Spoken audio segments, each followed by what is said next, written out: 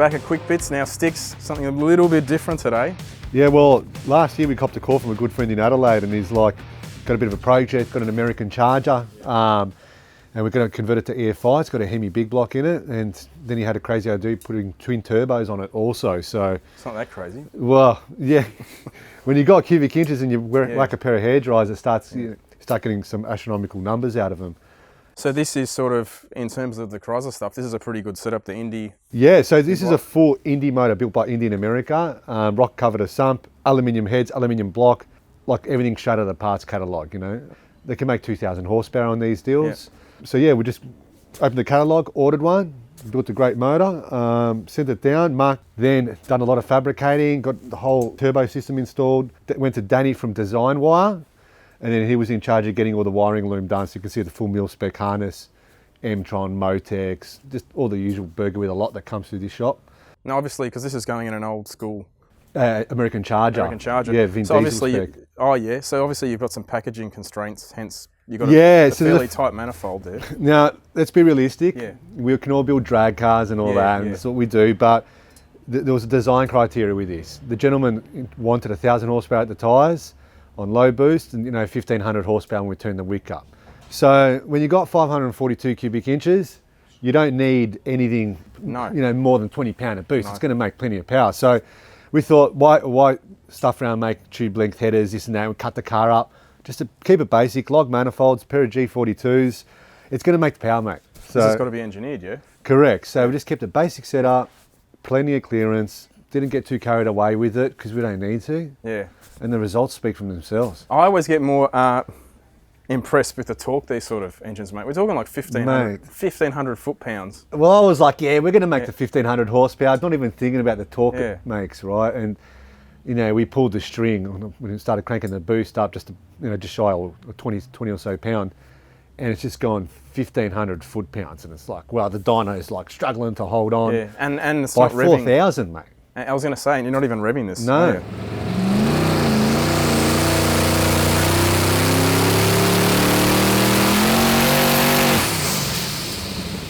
We saw a max of 6,000 RPM during this session. This engine really needs a dry sump. We're starting to fill up the heads. Yeah. So we can't really go over 6,000 at the moment. Peak power aspirator was at 7,800.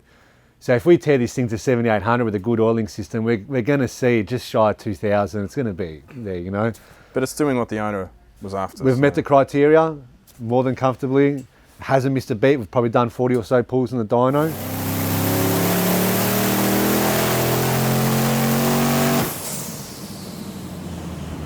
Next step, we're going to do a flex tune on it, so E85 is done. Yeah. Flip it over to unleaded, so this gentleman might drive it once every 3 months. It's just a car collector, so we'll make sure we can tip some pump in it, make sure everything's lubed up, doesn't corrode. So we'll do that next, and It was making, I think it made 1,000 odd horsepower on 6 or 7 pounds. Yeah, on just low boost, mate. 1,000 horsepower on gate pressure. Yeah, it's just crazy.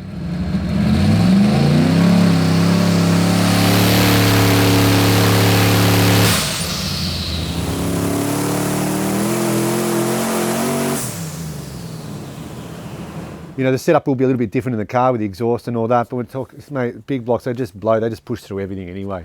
But another impressive thing is this rig, hey? Yeah, so as I was saying, I got a call about a year ago, and they're like, oh, we want to do this and that. I'm like, we're going to build a dyno rig. Yeah. And then within a couple of weeks, I started getting these SMSs sent to me, photos of a dyno rig half built. I'm like, get out. The boys actually built a dyno rig for this engine. Yeah, it's cool, The car's a show car, so I didn't want to transport it, and with COVID, it's getting hard. This way, we just sent it up. We've been dynoing it all week. Take your time, and it's been a great thing because we've found out so many little issues like the oiling, this and that. We've had sumps on and off, oil lines. It's been a godsend because if we had it in the car, especially in a show car, mate, no way. It just wouldn't have happened. So it's a beautiful rig. It's worked. It's got a 9-inch on it. It's amazing. It does everything. I've got my little stand there. I've got the Motec big screen on there. Can't believe it. Well, I reckon get it back in the car, and then later in the year we'll bring the car back. Do another video. Yeah, I reckon. We'll show the finished 100%. Yep.